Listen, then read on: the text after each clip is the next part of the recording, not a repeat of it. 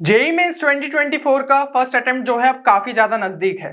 हो सकता है 6 महीने पहले हम ये सोचते थे चलो यार अभी 6 महीने रह गए, हमारा सिलेबस हम कंप्लीट कर ही लेंगे और एक अच्छा स्कोर ले आएंगे। फिर धीमे धीमे टाइम बीतता गया, 3 महीने आ गए।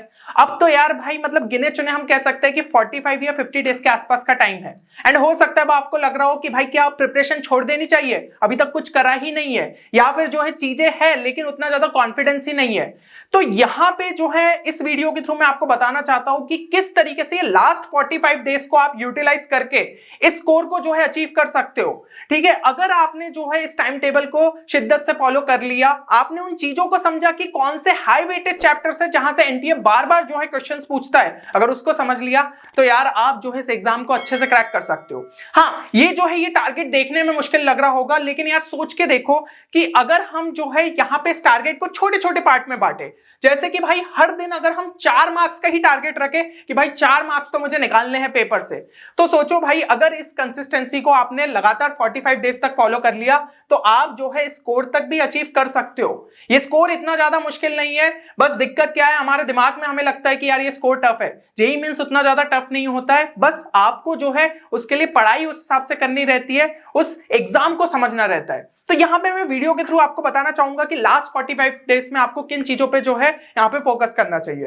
अब अगर हम यहां पे देखें तो यार सबसे पहली चीज तो मैं हर एक एस्पिरेंट से यहां पे कहना चाहूंगा, अभी तक जो भी हुआ उस चीजों को भूलो, लेकिन अब जो है बिल्कुल भी डिस्ट्रैक्शन नहीं होना चाहिए। अगर फोन से डिस्ट्रैक्शन होता है तो फोन को एक साइड रख दो। हाँ, थोड़े बहुत अगर लेक्चर वीडियोस देखते हो तो उतने टाइम के लिए ही रखो, बाकी देर उसको काफी दूर रखो अपने से। और यहाँ पे जो हमारा टारगेट भी रहेगा ना, मैं आपको बुक्स बताना चाहूंगा या रिसोर्सेज बताना चाहूंगा जो कि भाई कम से कम आप किताबों में लगो, ना कि लास्ट टाइम पे मोबाइल पे।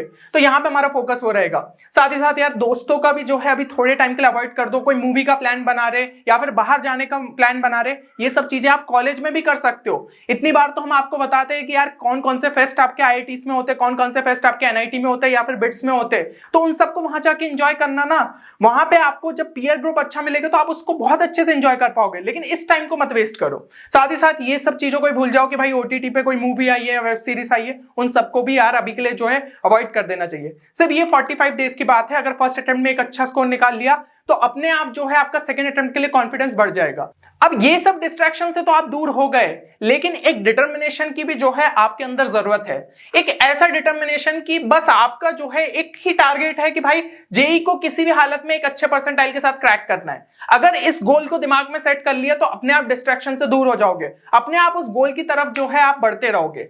कोई भी नेगेटिव थॉट यार दिमाग में नहीं आना चाहिए कि भाई रिजल्ट कैसा रहेगा फर्स्ट अटेम्प्ट का। ये चीज को इस 45 डेज के लिए अवॉइड कर दो। आपको सिर्फ ये करना है कि मुझे अपनी कंसिस्टेंसी बरकरार रखनी है। जो मैं फर्स्ट दिन जो है जिस एंथू से पढ़ने बैठ रहा हूं वही जो है 45 डेज तक मेंटेन करना है। तो ये चीजें आपके दिमाग में रहनी चाहिए। तीसरी चीज कि भाई खुद को दूसरों से कंपेयर मत करो, सबसे इंपॉर्टेंट पॉइंट। आपको लगता है भाई वो स्टूडेंट का जो है कोचिंग में बहुत अच्छी रैंक आ गई, मैं तो कभी ला ही नहीं पाया, मेरी रैंक तो जो है बहुत पीछे रहती है। नहीं यार, कभी कभी कोचिंग के टॉपर्स भी जो है मेन एग्जाम में उतना अच्छा नहीं ला पाते। ये बात रहती है कि भाई वो लास्ट के दिनों को जो है स्टूडेंट किस तरीके से यूटिलाइज कर रहा है। उस टाइम को अगर आपने और अच्छे से यूटिलाइज कर लिया तो हो सकता है आप उसके जितना बढ़िया परफॉर्म कर लिया उससे भी बेटर परफॉर्म कर जाओ। तो ये चीज याद रखिए। अब देखिए यहां पे एक डेली शेड्यूल की जो है मैं आपसे एक्सपेक्टेशन रखता हूं कि उसको आप जो है कंसिस्टेंटली फॉलो करो। सबसे पहले तो भाई थोड़ा सा जो है नींद का टाइम हम घटा सकते हैं, क्योंकि ऐसा कुछ नहीं होगा यार। 6 घंटे मेरे हिसाब से एज अ स्टूडेंट लाइफ में हमारे लिए कॉमन है। हो सकता है आगे तो चलते हुए शायद 4-5 घंटे पे भी आ जाए, लेकिन 6 घंटे मेरे हिसाब से अभी के लिए आप जो है 45 दिन का एक रूटीन बनाते हुए उतना सो सकते हैं। उससे क्या है, माइंड भी थोड़ा रिलैक्स रहेगा। ठीक है, उससे ज्यादा मेरे हिसाब से आप ज्यादा से ज्यादा 7 घंटे तक जाइए, लेकिन इसी के आसपास जो है आपकी नींद रहनी चाहिए। फिर 13 से 14 घंटे जो है ना वो यार आप स्टडीज को अभी डिवोट करिए। अब आप बोलेंगे नहीं भैया मैं तो अभी जो है 8-9 घंटे ही पढ़ता हूं, इतने घंटे कैसे पढ़ूंगा। यार 45 दिन के लिए हम वो बात कर रहे हैं, और अब जो है टाइम टेबल भी आप देखोगे तो उसमें टॉपिक्स इस हिसाब से जो है आपके स्ट्रक्चर्ड है कि भाई एक दिन में कम से कम थोड़ा सा 13 से 14 घंटे आपसे जो है यहाँ पे उम्मीद हम करते हैं। देन तीसरी चीज है कि भाई बाकी जो है 4 घंटे में आपके जो दूसरी चीज है जैसे एक्सरसाइज करनी है, कुछ आपके जो मील्स है, लंच हो गया, डिनर हो गया, ये सब चीजें उसमें निपटा सकते हो। ये भी वैसे बहुत ज्यादा है, लेकिन ठीक है, इतना टाइम खुद के लिए हम जो है रख सकते हैं। तो मेरे हिसाब से आपको ये चीज तो अभी तक समझ में आ गई होगी कि ये जो शेड्यूल है ये आपका यहाँ पे यार थोड़ा सा टाइट रहने वाला है। तो यहां पे जो है हो सकता है अगर आपको डर लग रहा है तो आप सिंपली वीडियो छोड़ भी सकते हो, किसी को कोई बुरा नहीं लगेगा या फिर कोई कुछ बोलेगा नहीं आपको। लेकिन अगर आपने जो है इस चीज को दिमाग में सेट कर लिया है, नहीं ये 45 डेज को किसी भी हालत में अच्छे से यूटिलाइज करना है, अभी तक जो हुआ उसको मैं भूल जाता हूं, तो फिर ये वीडियो आपके लिए। अब देखो, अगर सबसे पहली चीज जो है हम यहां पे बात करें तो इस 13 घंटे को जो है थोड़ा सा डिवाइड कर लेते हैं। 4 घंटे जो है आप पीवाईक्यूज के लिए रख सकते हो, 3 घंटे जो है आप अपने फिजिक्स सब्जेक्ट को रख लो, 3 घंटे केमिस्ट्री को रख लो और 3 घंटे मैथ्स को रख लो। तीनों सब्जेक्ट को अब जो है थोड़ा इक्वली टाइम देना ही पड़ेगा क्योंकि टाइम अपने पास कम है। और पीवाईक्यूज तो भाई बहुत ज्यादा जरूरी है क्योंकि रेगुलर पैटर्न पे जो है एनटीए क्वेश्चंस रिपीट करता है। तो जो टॉपिक्स है उसके पीवाईक्यूज आपको इन 4 घंटे में ट्राई करना है, ठीक है। कुछ रिपीटेटिव दिखे उन क्वेश्चंस को स्किप करते जाना, पर जितने ज्यादा हो जाए उतने बेटर है।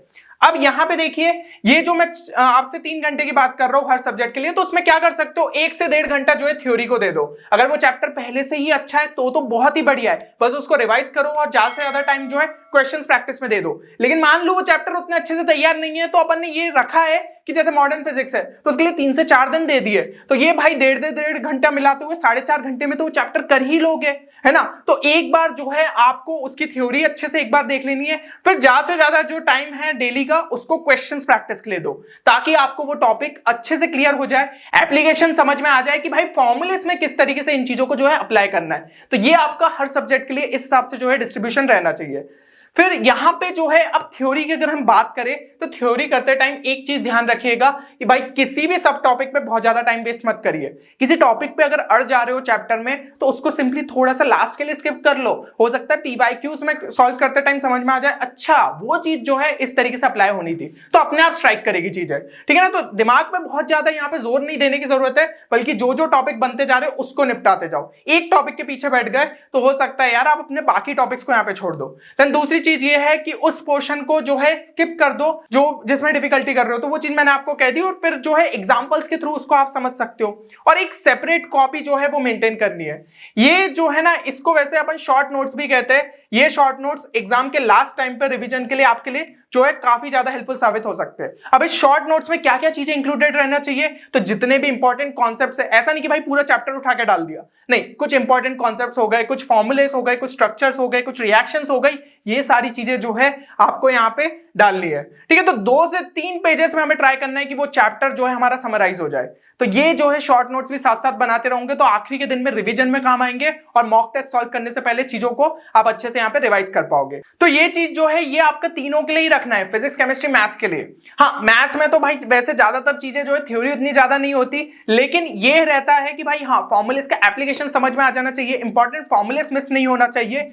तो यहां पे वैसे हमने आपके लिए एक जो है स्ट्रक्चर्ड कोर्स भी तैयार करके रखा है मैथ्स के लिए स्पेशली, जहां पे मतलब स्टूडेंट्स को डिफिकल्टी होती है ना कि भाई क्वेश्चंस में टाइम ज्यादा लग जाता है, ये सब चीजें, तो उससे बचने के लिए कुछ आपको जो है यहाँ पे शॉर्ट ट्रिक्स बताई गई है। स्मार्टली जो है आपकी थ्योरी कवर अप है और इंपॉर्टेंट और रेलिवेंट क्वेश्चंस वहां पे प्रैक्टिस कराए गए। तो अगर आप इस कोर्स को चेक करना चाहते हैं तो आप हमारे रैंकर्स बैच को यहाँ पे देख सकते हैं। सिंपल सा प्रोसीजर है आपका कोर्स में एनरोल करने का, इसको आप फॉलो कर सकते हैं। फिर भी कोर्स से रिलेटेड कोई भी क्वेरी है तो आप हमारी टीम को इस नंबर पे जो है कांटेक्ट भी कर सकते हैं। देखिए भाई, क्वेश्चंस के लिए आपको जो है सॉल्व्ड एग्जांपल्स को यहाँ पे ज्यादा से ज्यादा जो है रेफर करना चाहिए, ताकि आपको जो है उस फॉर्मूले का यहाँ पे एप्लीकेशन समझ में आ जाए या फिर उस कॉन्सेप्ट का एप्लीकेशन समझ में आ जाए। क्वेश्चंस जब भी प्रैक्टिस कर रहे हो एक चीज दिमाग में रखना, ये एग्जाम एक लिमिटेड टाइम के अंदर होने वाली है। ऐसा नहीं है कि भाई 5-6 घंटे मिल जा रहे सारे क्वेश्चंस को लगाने के लिए, सिर्फ 3 घंटे मिलने हैं। तो अभी से ही भाई टाइम बाउंडेड मैनर में ही रखो ना प्रैक्टिस। केमिस्ट्री के लिए दिमाग में सेट कर लो कि भाई 1 मिनट से ज्यादा तो किसी भी क्वेश्चन में नहीं लगना चाहिए। एग्जाम में तो यार ट्राई करना और जल्दी हो जाए, जितना जल्दी होगा उसका टाइम मैथ्स में जरूरत पड़ेगी, क्योंकि मैथ्स के क्वेश्चंस लेंदी आ रहे हैं। अभी पीवाईक्यूज उठा के देखना भाई 1 से 1.5 पेज के सॉल्यूशन हो जाते। तो कभी कभी भाई जब टाइम ज्यादा लग रहा है तो मैथ्स में हमें अपना टाइम बचाना पड़ेगा, ठीक है। तो मैथ्स के लिए अपन ये चीज लेते हुए चल रहे, चलो 2 मिनट लग जाते हैं यार, कभी कभी क्वेश्चन में सोचना रहता है फिर सॉल्व करना है, लेकिन केमिस्ट्री तो अपन जल्दी कर सकते हैं। इनऑर्गेनिक में तो 10-20 सेकंड में स्ट्राइक कर जाना चाहिए, है ना। फिजिक्स में 1.5 से 2 मिनट का जो है टारगेट लेते हुए चल सकते हो। तो जितने भी क्वेश्चन कर रहे हो, किसी भी एक्सरसाइज से कर रहे हो, एक एवरेज टाइम ये लेते हुए चलना, उस हिसाब से उन क्वेश्चंस को टाइमर लगा के सॉल्व करना है। अब यहां पे अगर हम देखें तो भाई पीवाईक्यूज की बात कर लेते हैं। मैंने कहा ना पीवाईक्यूज के लिए लगभग 4 घंटे रखने सारे सब्जेक्ट के मिला के। तो जैसे जैसे मतलब टॉपिक्स आप कवर कर रहे हो उससे रिलेटेड पीवाईक्यूज प्रैक्टिस करते जाओ। कोई भी बुक मिल जाएगी, पीवाईक्यूज की बहुत सारी बुक्स आती है, दिशा की उठा लो, अरिहंत की उठा लो, या जिसकी भी उठानी है, ऑनलाइन भी आपको पेपर्स मिल जाएंगे। तो इनके जो है भाई 2022 एंड 2023 के जो है टॉपिक्स के आपके क्वेश्चंस प्रैक्टिस करने, क्योंकि उससे पहले के लिए हमारे पास टाइम नहीं है। ऐसे अगर थोड़ा टाइम आपके पास पहले होता तो मैं आपको यही कहता कि भाई 2019 से स्टार्ट कर दो, बहुत ज्यादा हेल्प मिलेगी, लेकिन टाइम ज्यादा नहीं है तो 2022 एंड 23 के भी कर लोगे तो भी काफी है। और देखो भाई, डेली का कोई भी बैकलॉग नहीं छोड़ना है, ठीक है। अगर थोड़ा सा भी बैकलॉग ऐसा लग रहा है तो भाई 14 से 15 घंटे भी स्ट्रेच करना पड़ा तो कर लेना, ठीक है। क्योंकि भाई हम क्या चाहते हैं यार, 45 दिन में भी बैकलॉग बना रहे हो तो फिर क्या मतलब है ना। तो भाई थोड़ा सा अगर अपनी नींद कम करनी पड़े, या फिर वो जो 4 घंटे आपके लिए रखा है एक्स्ट्रा टाइम, उसमें से थोड़ा टाइम घटा लेना, ठीक है। टीवी तो भाई कोशिश करना नहीं देखना है, या फिर वही सब बोल रहा हूँ वेब सीरीज, इन सबको यार थोड़े से टाइम के लिए अवॉइड करना है, ठीक है। तो भाई ये 14 से 15 घंटे स्ट्रेच करके कोई भी बैकलॉग यहाँ पे रहने मत देना।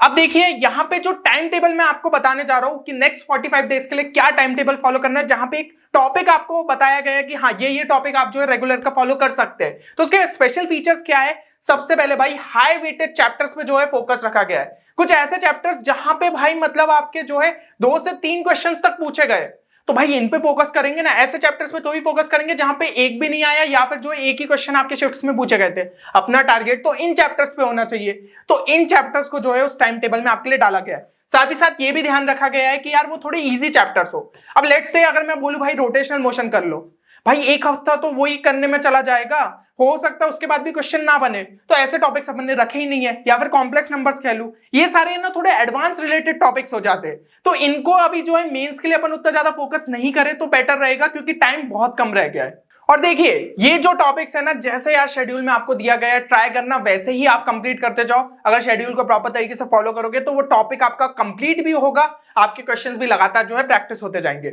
और देखो अगर इस टाइम टेबल को आपने सीरियसली फॉलो कर लिया, मैं तो कह रहा हूं भाई 70 से 75% ही उसको जो है आपने सीरियसली फॉलो कर लिया, तो भी 150 मार्क्स का बैरियर तो एटलीस्ट क्रॉस कर लोगे, और वहां पे भाई आपके एक अच्छे परसेंटाइल बनना तय हो जाते हैं। तो कम से कम भाई इस टाइम टेबल को अच्छे तरीके से फॉलो करो।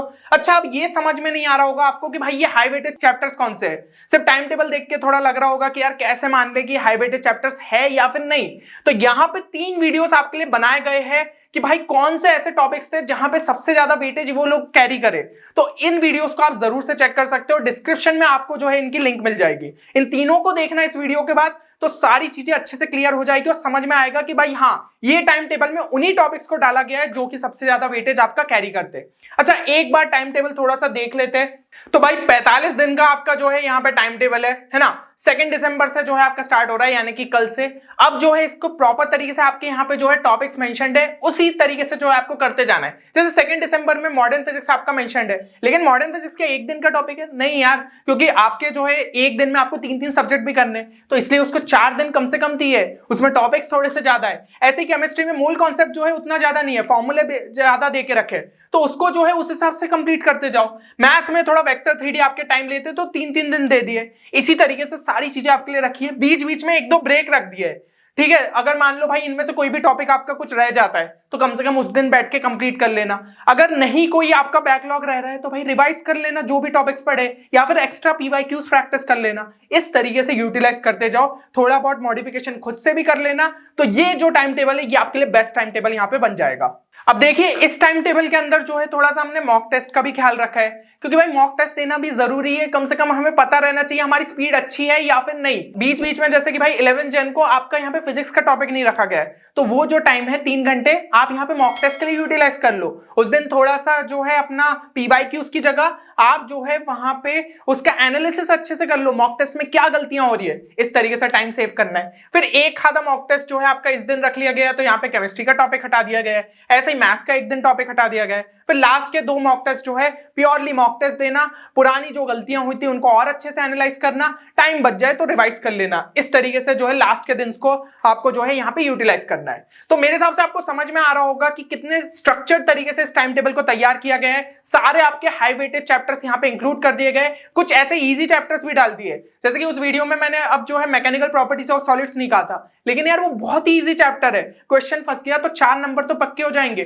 तो ऐसे ऐसे चैप्टर्स आपके लिए जो है यहाँ पे डाल दिए गए। कुछ अब जैसे यहाँ पे लास्ट में बोल दिया कि भाई फिजिकल केमिस्ट्री के इंपॉर्टेंट फॉर्मूलाज को रिवाइज कर लेना, क्योंकि अपन ने जो टॉपिक्स कर लिए ठीक है, उसके अलावा कुछ ऐसे चैप्टर से मान लो फॉर्मूला बेस्ड क्वेश्चन आ गया, तो उन टॉपिक्स को कम से कम फॉर्मुलेस तो देख के चले जाओ। ऐसे ही ऑर्गेनिक के लिए दे दिया एक दिन, एक इनऑर्गेनिक के लिए दे दिया, तो ये सारे जो है चीजों को आप फॉलो कर सकते हैं। अब देखिए यहाँ पे हमने जो है टाइम टेबल की तो बात कर ली, लेकिन इसकी मान लो आपको पीडीएफ चाहिए, क्योंकि मैंने पूरा टाइम टेबल आपको यहाँ पे दिखा नहीं पाया, तो इसकी पीडीएफ आपको हमारे टेलीग्राम चैनल पे जो है मिल जाएगी। सिंपली जाके जो है इस टेलीग्राम ग्रुप को ज्वाइन कर लो, अभी तक अगर ज्वाइन नहीं करा है तो, ठीक है। वहां पे आपको जो है इसकी पीडीएफ मिल जाएगी, और भी इस तरीके के रिसोर्सेस आपको लगातार उस चैनल पे जो है अपडेट होते हुए देखने को मिल जाएंगे। डिस्क्रिप्शन में इसकी लिंक जो है आपकी यहाँ पे डली हुई है। अब देखिए यहाँ पे सोर्सेस की बात कर लेते हैं। मैं बार बार कह रहा था कि मैं सोर्सेस आपको इसी वीडियो में बताने जा रहा हूं। तो भाई फिजिक्स के लिए देखो एनसीईआरटी कुछ जो है स्पेसिफिक चैप्टर्स के लिए फॉलो कर लेना। मॉडर्न फिजिक्स हो गया, सेमीकंडक्टर हो गया, ईएम वेव्स हो गया, क्योंकि ये थ्योरेटिकल चैप्टर्स है, बहुत ज्यादा बाहर जाने की जरूरत नहीं है। पीवाईक्यूज और एनसीईआरटी कर लेते हो तो काफी है। अब कुछ ऐसे चैप्टर्स है, ठीक है, जैसे थोड़ा सा भाई इलेक्ट्रोस्टैटिक्स हो गया, एनसीईआरटी बेस नहीं आता है, थोड़ा सा अच्छे लेवल का आता है, तो उसके लिए एससीबी और डीसी पांडे को जो है थोड़ा सा फॉलो कर सकते हो। देख सकते हो कि भाई थ्योरी में कोई पॉइंट हमारा मिस तो नहीं हो रहा है। फिर जो है उनके थोड़े क्वेश्चंस प्रैक्टिस कर लिए, और बचे हुए तो पीवाईक्यूज के लिए आपके पास टाइम है, तो इन चीजों को फॉलो कर लीजिए। केमिस्ट्री की अगर बात करें तो भाई केमिस्ट्री में एनसीईआरटी और कोचिंग नोट्स जो है सफिशिएंट है।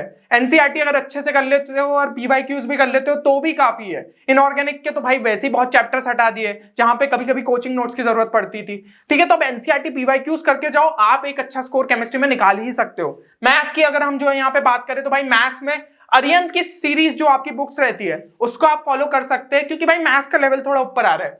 अब देखो उसमें थ्योरी या फिर देखोगे आप बुक की लेंथ बहुत ज्यादा है, तो क्या करो, थोड़ा फोकस जो है ना फॉर्मूलाज पे रखो। फॉर्मूलेस को यहाँ पे अच्छे से समझो डेरिवेशन के लिए, क्योंकि अभी टाइम नहीं है, लेकिन उसके थ्रू जो है सॉल्व एग्जांपल्स पे नजर डालो कि भाई क्वेश्चन का सॉल्व करने का अप्रोच क्या है। अगर अप्रोच क्लियर हो गया तो आप इसी अप्रोच को जो है पीवाईक्यूज को सॉल्व करने में यूज करो। अगर ये जो है इस साइकिल को आप फॉलो करोगे तो भाई मैथ्स में इतना कम से कम लेवल पे तैयार हो जाओगे कि 30 से 40 नंबर जो है निकाल लो। ये 30 से 40 नंबर भी भाई बहुत है। मैथ्स में आप जानते हो कि भाई कम मार्क्स पे भी एक अच्छे परसेंटाइल बनते हैं, और किसी स्टूडेंट के अगर 2-3 चैप्टर्स भी जो है और अच्छे बन गए तो भाई यहाँ पे 40 से 50 निकाल लोगे, जहां पे तो बहुत ही बढ़िया परसेंटाइल आपके मैथ्स में बन जाएंगे। तो ये चीज जो है आपको मैथ्स में फॉलो करनी है।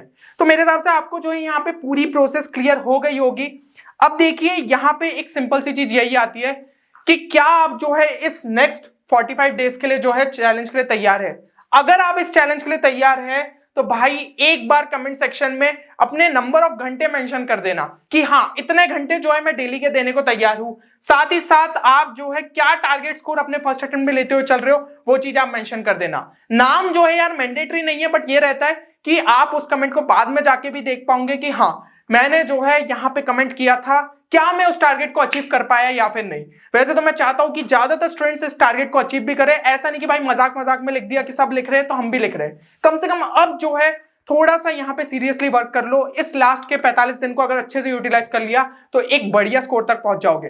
यार आपके पेरेंट्स भी यही चीज आपको कहते हैं ना कि भाई हाँ एक अच्छे स्कोर का टारगेट रखो, 100 का टारगेट रखो। अगर कोई टेस्ट 100 का है कम से कम उसका टारगेट रखते हुए 85 तक तो पहुंचोगे। लेकिन अगर अपनी जो है लिमिट ही अपन नीचे रखेंगे तो ऑब्वियसली फिर वो स्कोर तक नहीं पहुंचते। तो यहाँ पे भी वही चीज है, अगर हम जो है 180 का टारगेट लेते हुए चलेंगे तो कम से कम 140-150 तक तो पहुंच जाएंगे, और वो भी एक अच्छा स्कोर आपके लिए जो है बन जाएगा। बाकी तो यार मेरे हिसाब से सारी चीजें मैंने आपको यहाँ पे बताई दी है। अब बस एक आखिरी चीज बोलना चाहूंगा कि ये वीडियो के देखने के बाद भी जो है अगर आप नहीं जाग रहे हो तो फिर कोई भी आपको यहाँ पे जगा नहीं सकता। अभी भी आप सोते रहो, ठीक है, ये भी दिन चले जाएंगे, फिर सोचोगे सेकंड अटेम्प्ट में एक बढ़िया स्कोर ले आएंगे। नहीं होता है यार, सेकंड अटेम्प्ट में हो सकता है 20 से 30 नंबर भी बढ़ा लो फिर भी फर्स्ट अटेम्प्ट के परसेंटाइल को नहीं छू पाओ। तो वो चीज से बचना है तो फर्स्ट अटेम्प्ट को ही टारगेट करो और एक अच्छे परसेंटाइल यहाँ पे निकाल लो। चलिए तो उम्मीद करता हूं कि वीडियो आप सभी के लिए जो है बेनिफिशियल साबित होगा। मिलते हैं अगले वीडियो में, तब तक के लिए take care and good bye.